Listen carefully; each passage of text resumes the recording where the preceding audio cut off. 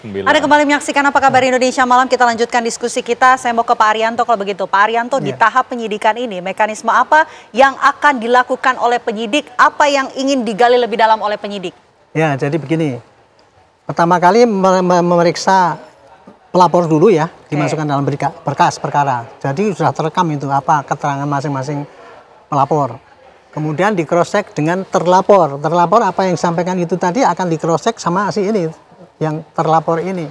Apakah benar nggak yang apa dikatakan itu? Itu jadi biasanya kalau seandainya terlapor itu nggak merasakan gitu, dia akan bantah. Saya nggak ngerti.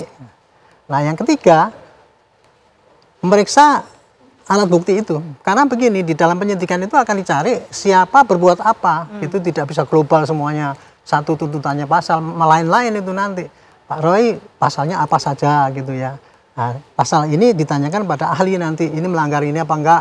Kalau iya, oke, ditentang. Kalau enggak gitu. Jadi intinya selama penyelidikan ini ingin mencari siapa berbuat apa, masing-masing harus minimal 2 alat bukti.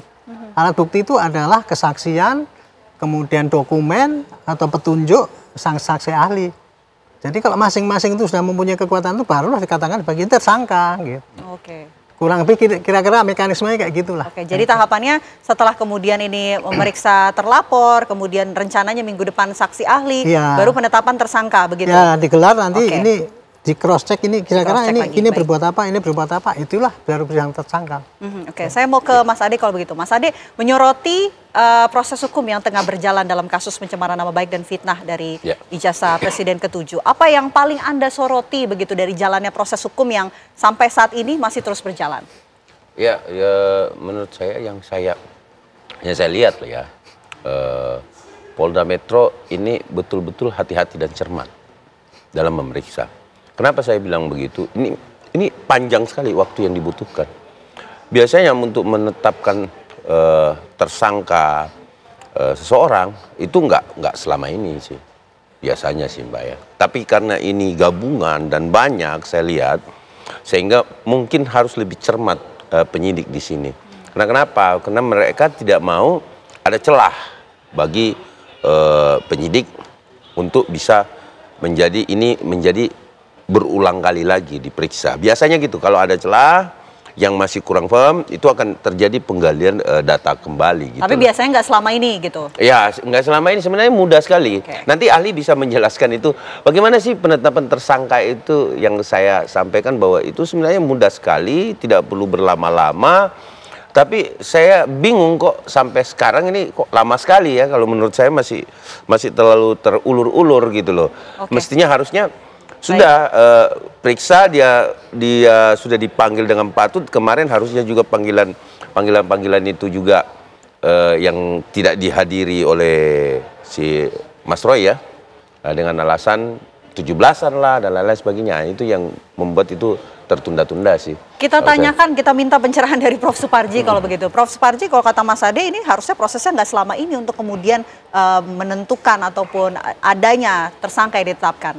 Ya, saya kira bahwa proses yang dijalankan oleh penyidik ya sudah on the track ya, artinya bahwa penyelidikan dan penyidikan dan memberikan semacam hak yang kemudian menjadwal ulang, saya kira ada satu hal yang lumrah terjadi kan gitu. Tetapi yang penting menurut saya adalah bagaimana penyidik ini mampu membuktikan bahwa ini bukan kriminalisasi, bahwa ini adalah murni hukum gitu ya, karena stigma tentang narasi yang berkembang. Ini ada unsur kriminalisasi, maka harus dibuktikan betul oleh penyidik seandainya memang ada keyakinan adanya tersangka. Bagaimana struktur norma, yaitu subjek norma, kemudian operator norma, kemudian objek norma, dan kondisi norma itu harus betul-betul terpenuhi. Bagaimana unsur subjektif dan unsur objektif harus terpenuhi berdasarkan alat bukti yang cukup, yang kemudian memenuhi kualitas dan kuantitas dari alat bukti tadi itu, sehingga bahwa narasi tentang kriminalisasi itu terbantahkan. Tetapi kalau seandainya masih ada unsur abu-abu, ketidakjelasan mens rea, tidak jelasan lokusnya, tidak jelasan tempusnya, maka kemudian akan memberikan justifikasi terjadinya kriminalisasi, dan kita tidak ingin proses hukum ini ada unsur tentang kriminalisasi, itu betul-betul adalah murni hukum, maka disitulah tantangan berat yang harus dilakukan oleh penyidik dalam proses hukum ini gitu. Oke, sekarang kita bicara konsekuensi hukum mengenai terlapor dengan statusnya masih sebagai saksi terlapor, kemudian dibandingkan dengan nanti jika sudah kemudian ada penetapan tersangka, konsekuensi hukumnya akan seperti apa perbedaannya, Prof? Ya, bahwa dalam kapasitas sebagai saksi, maka kemudian yang bersangkutan diberikan ruang, kesempatan untuk kemudian menyampaikan apa yang dilihat, apa yang didengar, dan apa yang dialami secara langsung. Tetapi ketika kemudian menjadi statusnya tersangka, bahwa itu kan bagian dari upaya paksa penetapan tersangka, maka ada konsekuensi misalnya nanti soal pra-peradilan, ada konsekuensi untuk misalnya ditahan, dan konsekuensi-konsekuensi yang lain yang kemudian akan melekat sebagai seorang tersangka, baik hak maupun kewajibannya. Dan inilah tahapan yang sangat penting gitu, karena menjadi tersangka itu bukan sebuah stigma yang ringan, tapi banyak konsekuensi yang kemudian diderita. Maka dalam hal ini menurut saya adalah bagaimana penyidik seandainya menetapkan tersangka harus siap, baik aspek substansi, prosedur maupun kewenangan, sehingga tidak ada peluang untuk dilakukan pra-peradilan. Maka dalam pra-peradilan nanti kan potensi untuk bisa diuji apakah ada kesalahan prosedur, apa ada kesalahan tentang kewenangan yang dilakukan, itu nanti akan diuji di pra-peradilan. Maka jangan sampai itu terjadi, harus hati-hati. Maka dalam hal ini kan sempat muncul bagaimana pemeriksaan yang seolah-olah diskriminatif, kemudian pemeriksaan yang kemudian tidak jelas lokusnya, tempusnya, dan lain sebagainya. Ini harus dibuat terang benderang, bahwa alat bukti yang digunakan harus seterang cahaya, sehingga kemudian tidak ada keraguan lagi dalam proses penyidikan nanti itu. Oke, saya mau ke Pak Arianto kalau begitu. Pak Arianto melihat jalannya proses hukum saat ini, kemudian nampaknya juga pihak penyidik ini tengah terus melakukan pendalaman, walaupun memang ada beberapa catatan harusnya memang dalam waktu dekat sudah ada penetapan tersangka. Tapi melihat komplikasi dari kasus ini yang begitu rumit begitu, apakah memang sudah sewajarnya ini terjadi dengan proses yang begitu lama? Saya bisa memaklumi lamanya penyidik ini ya, mengatakan penyidikan itu tadi ya. Karena apa? Yang pasal yang disangkakan ini tadi adalah penyebaran kebohongan, bukan hanya pencemaran ya. Kalau cuma penyamaran gampang itu selesai, pasalnya sedikit aja bisa masuk. Tapi ini adalah ujaran kebencian, penyebaran kebohongan, dan yang semua itu masih debatable. Apakah yang kalau misalkan saya teriak-teriak gantung Jokowi, apakah itu sudah termasuk barang apa itu? Itu penafsirannya tidak bisa penyidik sendiri tuh. Tidak hanya cross check antara pelapor dengan terlapor, tapi pada saksi ahli. Nah sekarang ini saya bisa maklumi ya jadi lama karena apa? Karena apa? Ini kasus ujaran kebenciannya kan bukan hanya yang pada waktu lalu doang. Selama 4 bulan ini kan terus diulang-ulang di televisi kan gitu kan. Nah saya khawatir ya ini juga dijadikan barang bukti baru oleh penyidik, dikumpul-kumpulkan gitu ya, saya tidak tahu ya persis.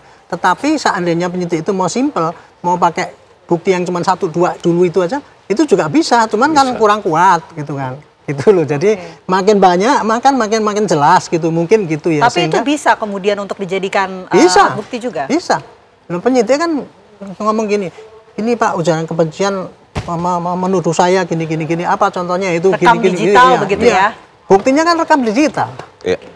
Nah selama ini dalam proses penyidikan pun itu terulang-ulang terus itu rekam digital yang disebutkan sebagai suatu ujaran kebencian. Nah ini tergantung dari penyidik, itu masukkan jadi barang bukti baru apa tidak kan gitu. Itulah yang kira-kira menjadi lama ini tadi.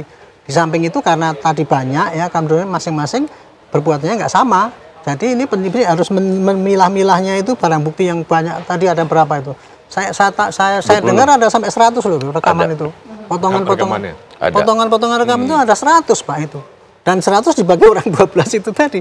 Ya, jadi rumit kan, jadi lama. Itu kira-kira hati-hati juga menggunakan alat bukti elektronik karena harus terikat di pasal 5 dan pasal 6 Undang-Undang ITE. Bagaimana dijamin keutuhannya, bagaimana kemudian rekaman-rekaman atau kemudian barang cetakan yang ada itu tidak boleh sepotong-potong. Ini mungkin juga celah yang akan dimanfaatkan oleh misalnya terlapor atau kemudian nanti siapapun yang menjadi tersangka. Maka untuk itu menurut saya penyidik dalam menggunakan alat bukti elektronik ini harus hati-hati, harus cermat supaya kemudian tidak salah prosedur dalam menggunakan alat bukti elektronik itu. Agar tidak salah prosedur ya. Tapi kalau Prof Suparji melihat catatan apa sih dari jalannya kasus ini agar kemudian ini tidak muncul hal-hal yang tidak diinginkan dalam pengambilan keputusan pengungkapan kasus ini? Ya, yang penting apa adanya. Jangan sampai ada apa-apanya. apa adanya, harus sesuai dengan fakta dan bukti gitu loh. Jangan sampai kemudian ada unsur kecurigaan bahwa ini ada unsur politis, ada unsur kriminalisasi.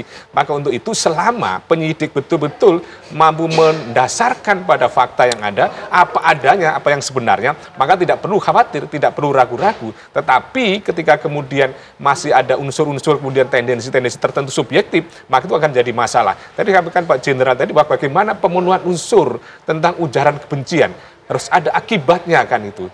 Yang kemudian ujaran kebencian itu tadi kan bagaimana akibat dari suku, agama, atau kemudian ras dan sebagainya itu kan bagaimana setelah ada narasi tadi, orang kemudian menjadi benci pada yang bersangkutan atau tidak. Atau kemudian berkaitan dengan berita bohong yang kemudian menyebabkan timbulnya kerusuhan atau kemudian keributan, dampaknya juga seperti apa. Karena ini adalah deliknya juga tidak mudah. Jadi menurut saya kita pahami bahwa setelah mendasarkan pada alat bukti saksi, surat, maka perlu membuat terang benderang ahli tadi itu. Supaya kemudian penyidik memiliki sebuah keyakinan untuk menetapkan seorang menjadi tersangka. Konstruksi bahwa alat bukti 184 itu kan jelas. Yang pertama adalah saksi, kemudian surat, baru seandainya surat dan saksi tidak jelas, maka dibutuhkan keterangan ahli tadi itu. Oke, itu tolak ukur yang harus kemudian diingat begitu ataupun dipantau oleh pihak penyidik. Tentunya saya mau terakhir, Mas Ade, ada yang ingin disampaikan mengenai jalannya proses hukum ini? Ya, bahwa saya sangat melihat ya, saya mau menyampaikan terima kasih pada Polda Metro Jaya yang sekarang bekerja keras, luar biasa sekali, dan semoga tetap cermat dalam pembuktian, beracu pada 184 ya. Kenapapun yang kami berikan kepada kepolisian sampai hari ini adalah tidak yang seperti katakan Prof tadi, tidak hanya video yang sepotong saja, tetapi video utuhnya pun ada. Jadi kita ambil narasi yang di tengah saja. Nah itu di dalam pembuktian, sehingga sempurnalah satu alat bukti. Tapi itu masih salah satu. Artinya kalau kita memenuhi 184, tentu ada 5 alat bukti yang harus betul-betul dijaga oleh penyidik dan cermat dalam menghadapi. Dan kami menunggu semoga secepatnya memeriksa ahli dan segera mengumumkan. Penetapan itu yang dinantikan kita semua ya, Mas Ade. Baik, terima kasih Mas Ade sudah hadir di Apa Kabar Indonesia. Pak Haryanto dan juga Prof Suparji sudah bergabung di Apa Kabar Indonesia malam. Tentu kita nantikan bagaimana kemudian perkembangan yang akan disampaikan oleh pihak kepolisian.